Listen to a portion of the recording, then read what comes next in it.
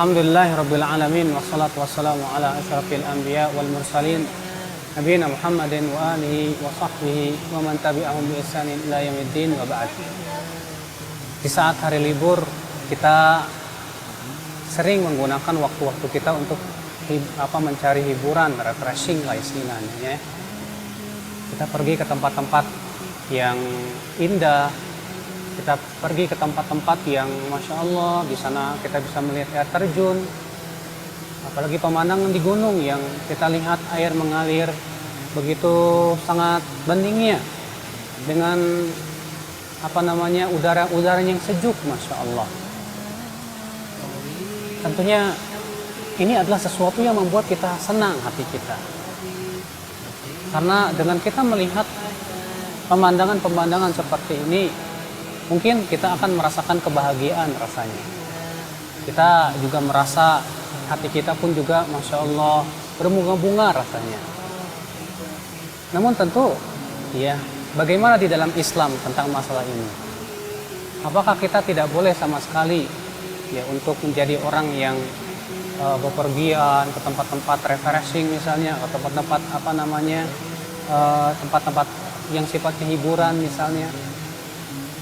Tentu pertama yang harus kita perhatikan ya akhwat Islam azakumullah wa iyyakum, bahwa berlibur, mencari tempat-tempat yang indah, demikian pula refreshing, itu perkara masalah dunia.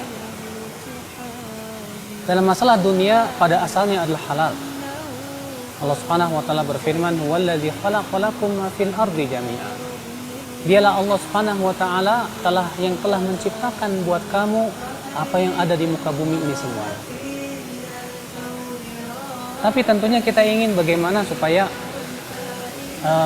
hiburan kita bernilai ibadah.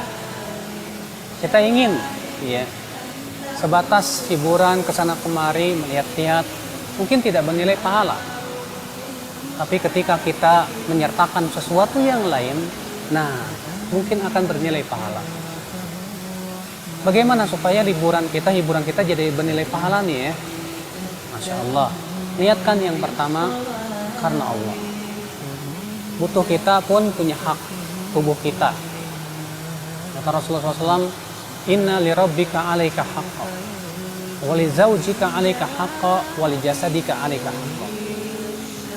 Rabbmu punya hak, demikian pula istrimu punya hak, demikian pula badanmu punya hak. Istri kita mungkin sehari-harinya penat dia di rumah mencuci, sibuk dengan memasak, sibuk dengan mengurus anak. Tapi kemudian ya, sementara kita sebagai seorang suami lelah mencari nafkah. Kita butuh sebuah waktu yang kita bisa bersama dengan anak dan istri kita. Kemudian kita pergilah ke suatu tempat, sehingga pada waktu itu pun kita beristirahat dari penat-penatnya,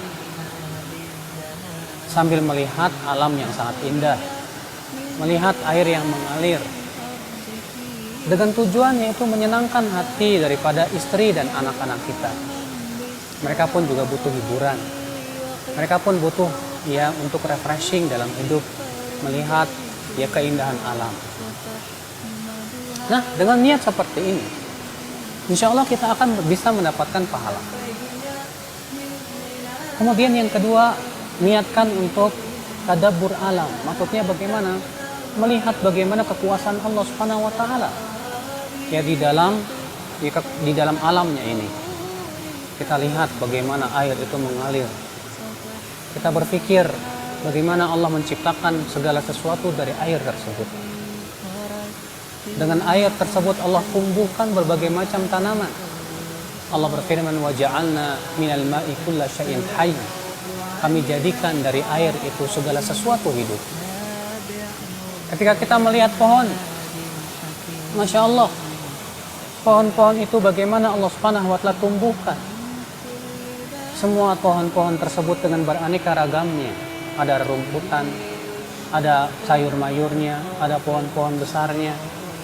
Demikian pula ada pohon-pohon yang berbunga begitu indahnya, membentuk sebuah kesatuan. sebuah panorama yang sangat indah sekali. Sehingga kita berpikir, Masya Allah, ternyata Allah Subhanahu wa Ta'ala jadikan pertumbuhan tidak hanya satu ragam, beragam-ragam, tapi ternyata justru dengan keragaman itulah menjadi indah segala sesuatu.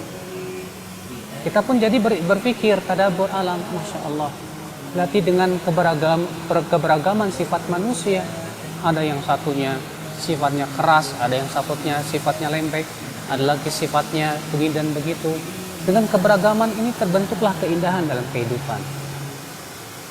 Maka dari itulah ya akhwat Islam, a'azakumullah wa iyyakum.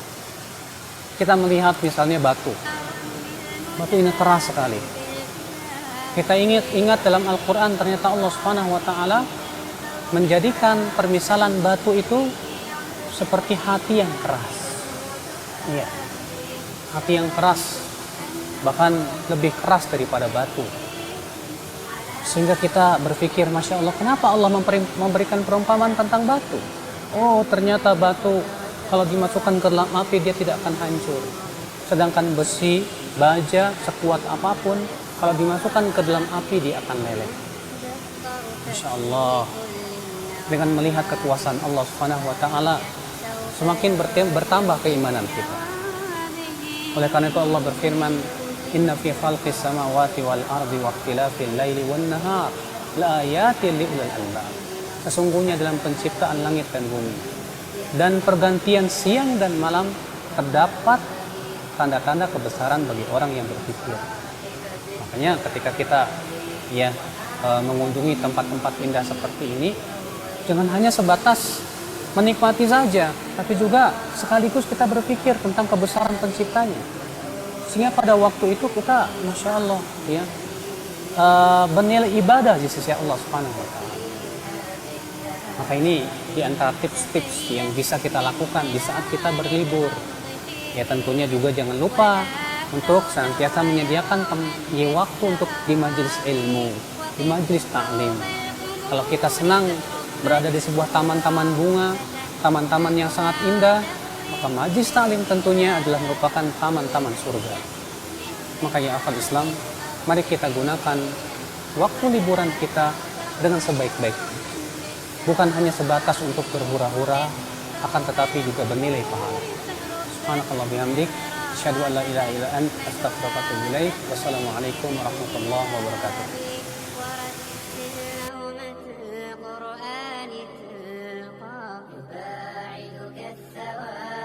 Assalamualaikum warahmatullahi wabarakatuh.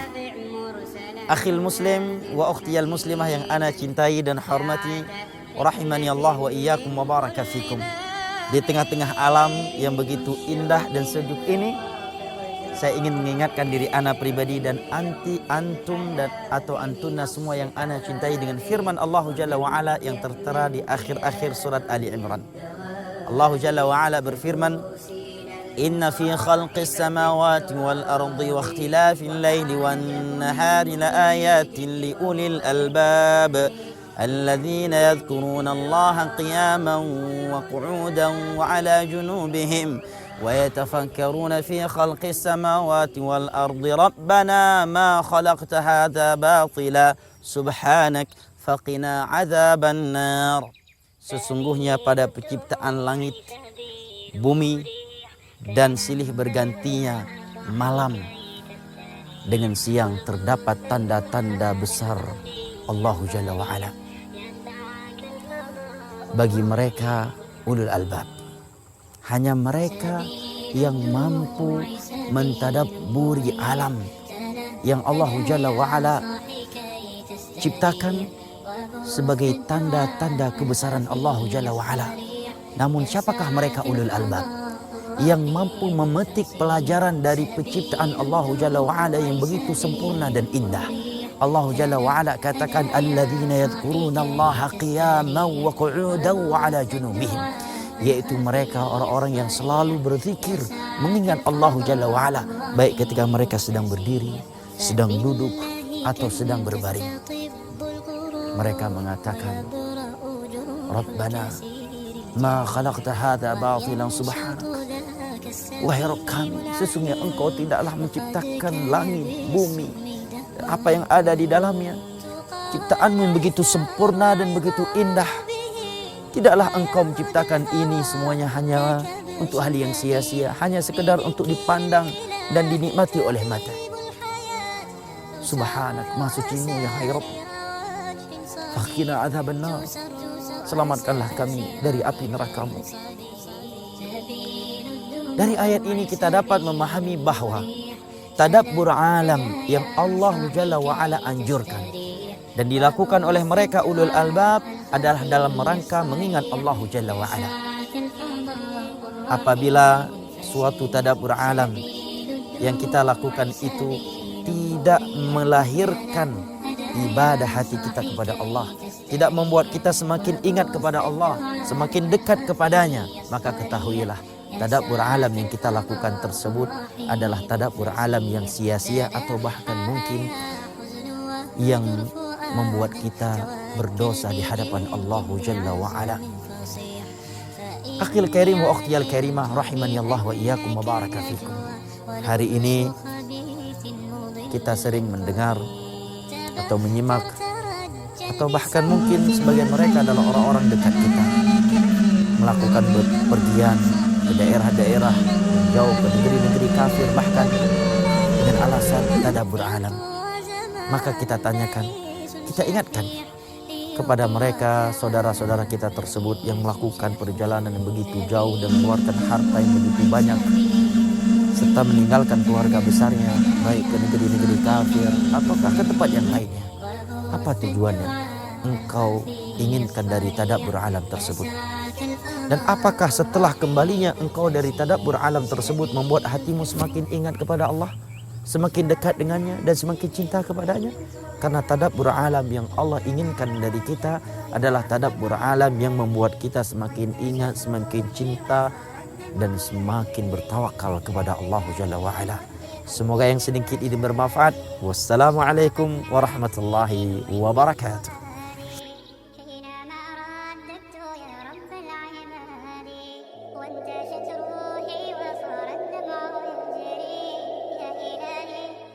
قلبي للرشاد اشرقت نفسي بنور من فؤادي حينما رددت يا رب العباد وانتشت روحي وصار الدمع يجري يا إلهي خذ بقلبي للرشاد في سكون الليل أدعو في سجودي والدجى حولي سواد في سوادي يا رؤوفا يا رحيما يا حليما يا كريما ما لفضلك من نفادي يا سميعا يا مجيبا يا عظيما اهدني يا خالق السبع الشهاد اشرقت نفسي بنور من فؤادي حينما رددت يا رب العباد وانتشت روحي وصار الدمع يجري يا إلهي خذ بقلبي للرشاد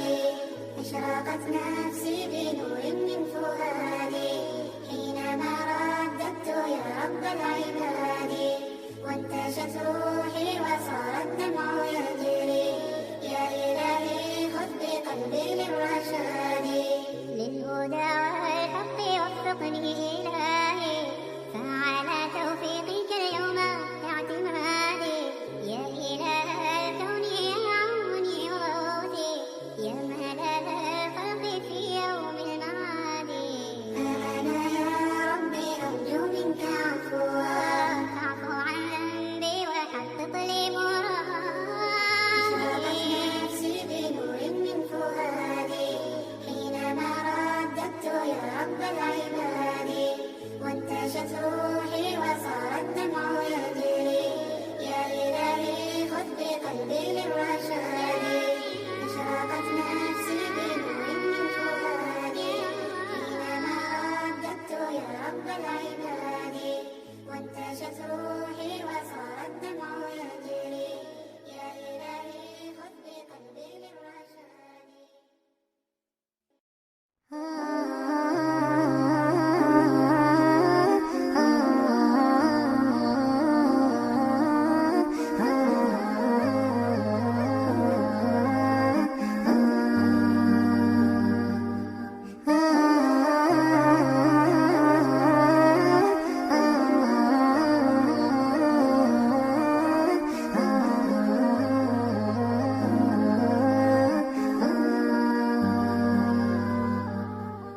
جمال